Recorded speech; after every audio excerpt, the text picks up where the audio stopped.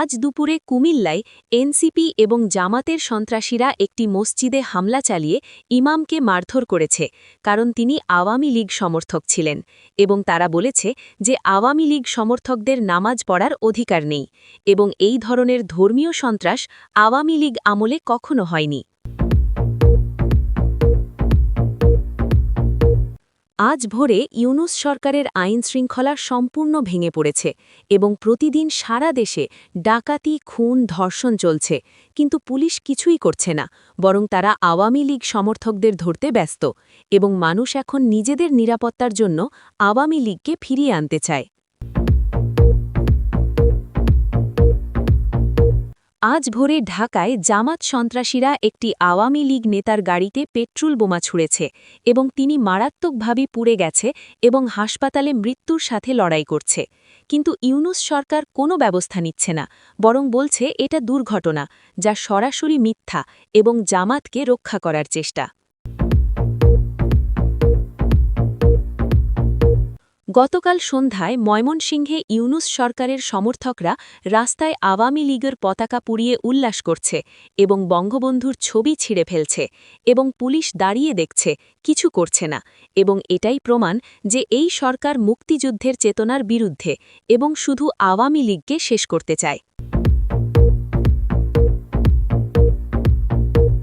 আজ দুপুরে সিলেটে জামাত সন্ত্রাসীরা একটি হিন্দু পরিবারের উপর হামলা চালিয়ে তাদের বাড়ি লুট করেছে এবং মহিলাদের সাথে অশ্লীল আচরণ করেছে, এবং ইউনূস সরকার নীরব দর্শক হয়ে বসে আছে, কারণ জামাত তাদের মিত্র এবং আওয়ামী লীগ থাকলে এমন হতো না।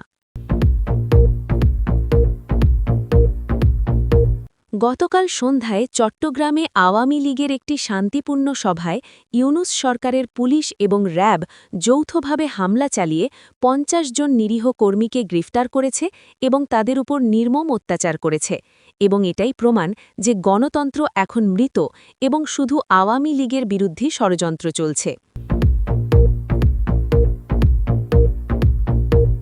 গতকাল রাতে নারায়ণগঞ্জে জামাত এবং এনসিপির যৌথ সন্ত্রাসী দল স্থানীয় ব্যবসায়ীদের কাছ থেকে চাঁদা আদায় করছে এবং যারা দিতে অস্বীকার করেছে তাদের দোকানে আগুন দিয়ে দিয়েছে, এবং পুলিশ কোনো ব্যবস্থা নিচ্ছে না, কারণ সরকারের নির্দেশ। গতকাল মধ্যরাতে ইউনূস সরকারের পুলিশ ঢাকার মিরপুরে নিরীহ আওয়ামী লীগ সমর্থক পরিবারের উপর হামলা চালিয়ে ঘরবাড়ি ভাঙচুর করেছে এবং ৩ জন মহিলাকে মারধর করেছে, যাদের মধ্যে একজন গর্ভবতী ছিল এবং তার অবস্থা এখন আশঙ্কাজনক। গতকাল রাতে যশোরে ইউনূস সরকারের পুলিশ আওয়ামী লীগের একটি মহিলা নেত্রীকে গ্রেফতার করে থানায় নিয়ে গিয়ে তার সাথে অশ্লীল আচরণ করেছে এবং তাকে রাতভর আটকে রেখে নির্যাতন করেছে এবং সকালে ছেড়ে দিয়ে বলেছে যে এটা তার জন্য প্রথম সতর্কবার্তা এবং পরের বার আরও খারাপ হবে। আজ সকালে ইউনূস সরকার গোপনে সিদ্ধান্ত নিয়েছে যে আওয়ামী লীগের সব সম্পত্তি বাজেয়াপ্ত করে জামাত এবং বিএনপির মধ্যে ভাগ করে দেওয়া হবে এবং এর জন্য আগামী সপ্তাহে বিশেষ আইন পাশ করা হবে, যা সম্পূর্ণ অবৈধ এবং অগণতান্ত্রিক।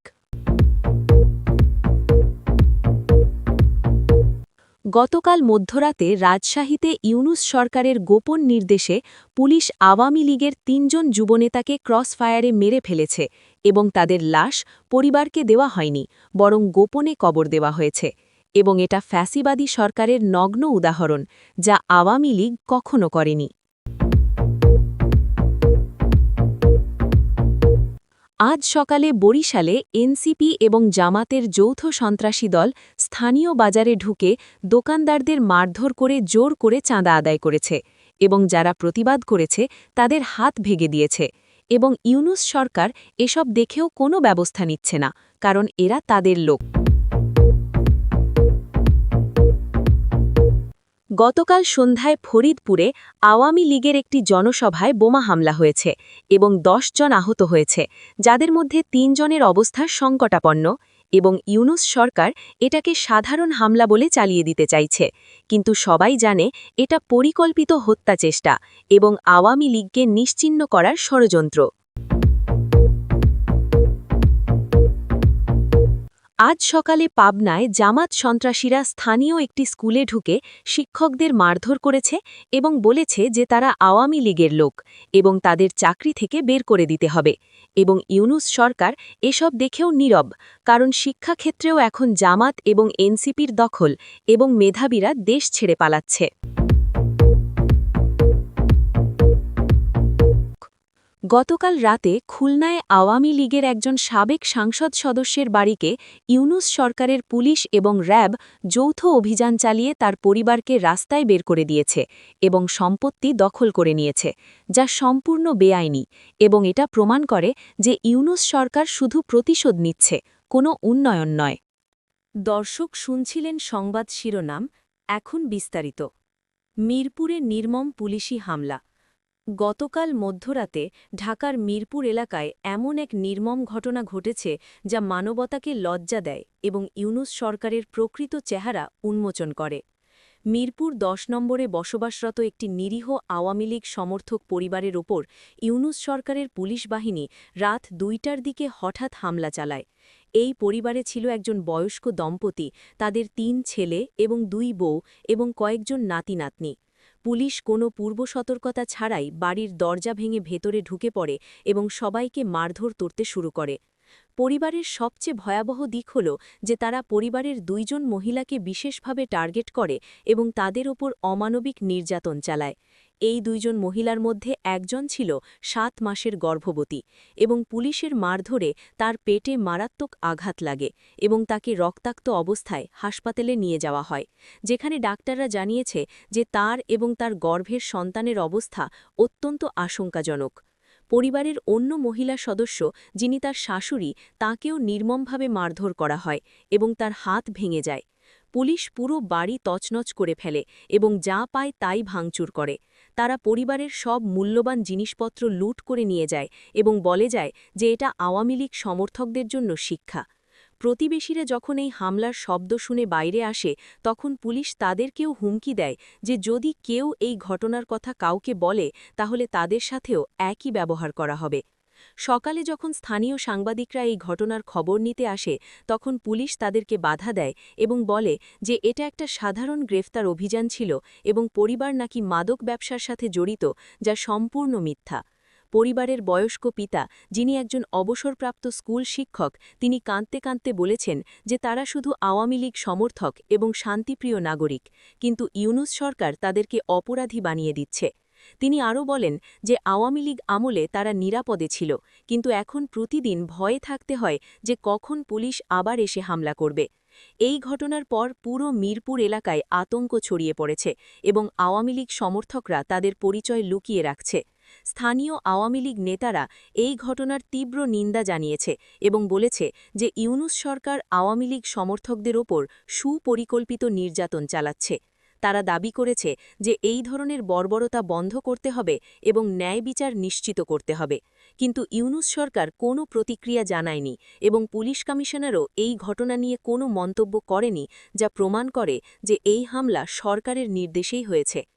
সম্পত্তি বাজেয়াপ্তের গোপন পরিকল্পনা।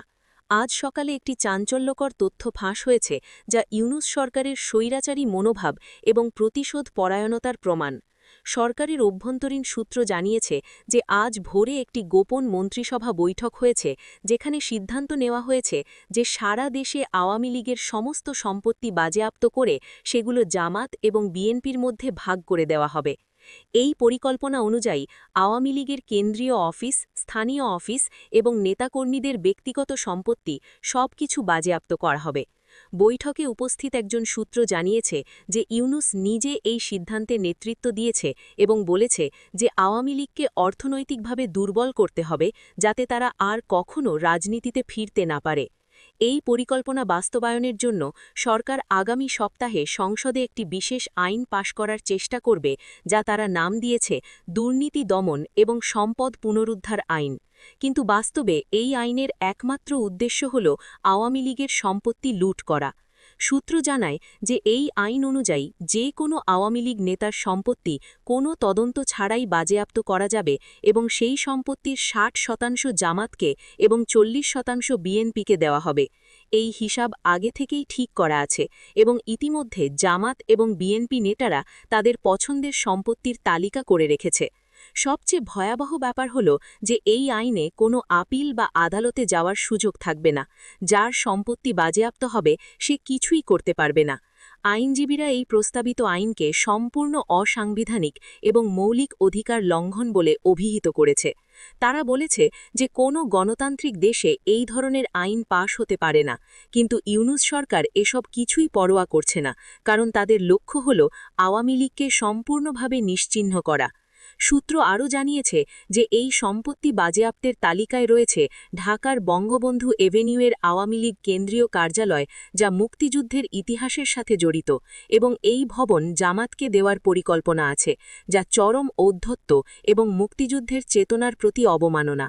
আওয়ামী লীগ নেতারা এই সংবাদ শুনে ক্ষুব্ধ প্রতিক্রিয়া জানিয়েছে এবং বলেছে যে এটা স্বৈরাচারী সরকারের নগ্ন লুটপাট এবং তারা এর বিরুদ্ধে আইনি এবং রাজনৈতিক সব ধরনের লড়াই করবে। চাঁদবাজি এবং সন্ত্রাসের রাজত্ব। গত এক সপ্তাহ ধরে নারায়ণগঞ্জ এবং বরিশাল সহ দেশের বিভিন্ন শহরে জামাত এবং এনসিপির যৌথ সন্ত্রাসী দল ব্যবসায়ীদের কাছ থেকে জোর করে চাঁদা আদায় করছে এবং যারা দিতে অস্বীকার করছে তাদের দোকানে আগুন দিয়ে দিচ্ছে এবং মারধর করছে। গতকাল রাতে নারায়ণগঞ্জের চাষাড়া এলাকায় এই সন্ত্রাসীরা স্থানীয় বাজারে ঢুকে প্রায় 50 জন দোকানদারের কাছ থেকে চাঁদা দাবি করে। প্রতিটি দোকান থেকে তারা 5,000 থেকে 50,000 টাকা পর্যন্ত চাঁদা চাইছে এবং বলছে যে এটা ইউনূস সরকারের উন্নয়ন তহবিল। কিন্তু সবাই জানে যে এই টাকা আসলে জামাত এবং এনসিপি তাদের সন্ত্রাসী কার্যক্রমে ব্যবহার করে। যেসব দোকানদার চাঁদা দিতে অস্বীকার করেছে তাদের মধ্যে 3 জনের দোকানে গতকাল রাতেই আগুন দেওয়া হয়েছে। এই 3টি দোকানের মধ্যে একটি ছিল কাপড়ের দোকান, যার মালিক একজন আওয়ামী লীগ সমর্থক এবং তার সর্বস্ব পুড়ে গেছে। দোকানদাররা পুলিশে অভিযোগ করেছে, কিন্তু পুলিশ কোনো ব্যবস্থা নিচ্ছে না, বরং বলছে যে এটা সাধারণ দুর্ঘটনা। বরিশালেও একই ধরনের ঘটনা ঘটছে, যেখানে জামাত এবং এনসিপির সন্ত্রাসীরা স্থানীয় বাজারে সকাল 10টার দিকে ঢুকে প্রকাশ্য দিবালোকে দোকানদারদের মারধর করে চাঁদা আদায় করছে। একজন দোকানদার যিনি প্রতিবাদ করেছিল তার হাতের 3টি আঙুল ভেঙে দেওয়া হয়েছে এবং তাকে হাসপাতালে ভর্তি করা হয়েছে। স্থানীয় ব্যবসায়ীরা বলছেন যে আওয়ামী লীগ আমলে তারা নিরাপদে ব্যবসা করতে পারত, কিন্তু এখন প্রতিদিন ভয়ে থাকতে হয় যে কখন এই সন্ত্রাসীরা এসে হামলা করবে। তারা আরও বলছে যে ইউনূস সরকার এসব দেখেও কোনো ব্যবস্থা নিচ্ছে না, কারণ জামাত এবং এনসিপি তাদের মিত্র এবং ইউনূস সরকার এদের দিয়েই আওয়ামী লীগ সমর্থকদের উপর চাপ সৃষ্টি করছে। ব্যবসায়ী নেতারা একটি সংবাদ সম্মেলন ডেকে এই চাঁদবাজি এবং সন্ত্রাসের তীব্র নিন্দা জানিয়েছে এবং সরকারের কাছে দাবি করেছে যে এই সন্ত্রাসীদের দমন করা হোক, কিন্তু সরকার এখনও কোনো প্রতিক্রিয়া জানায়নি, যা প্রমাণ করে যে তারা এই সন্ত্রাসে জড়িত।